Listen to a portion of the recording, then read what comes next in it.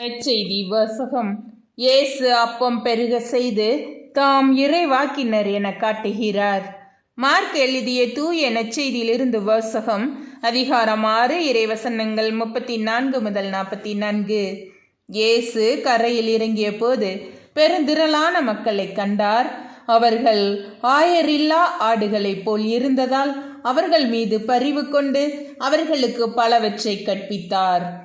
இதற்குள் நெடுநேரமாகிவிடவே சீடர் அவரிடம் வந்து, இவ்விடம் பாலை நிலமாயிற்றே, ஏற்கனவே நெடுநேரமாகிவிட்டது.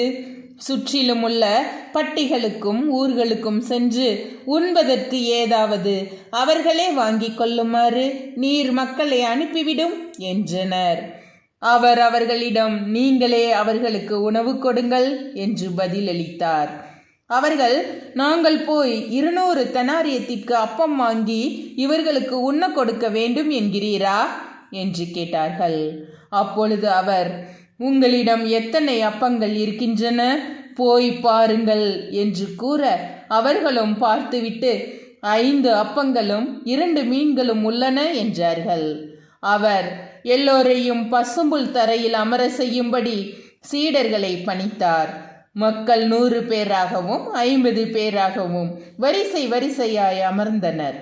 அவர் அந்த 5 அப்பங்களையும் 2 மீன்களையும் எடுத்து வானத்தை அண்ணாந்து பார்த்து கடவுளை போற்றி அப்பங்களை பிட்டு அவர்களுக்கு பரிமாறுவதற்காக தம் சீடரிடம் கொடுத்தார்.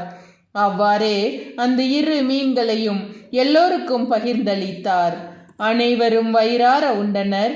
பின் எஞ்சிய அப்பத்துண்டுகளையும் மீன் துண்டுகளையும் 12 கூடைகள் நிறைய எடுத்தனர். அப்பம் உண்ட ஆண்களின் தொகை 5000. ஆண்டவரின் அருள்வாக்கு. கிறிஸ்துவே உமக்கு புகழ்.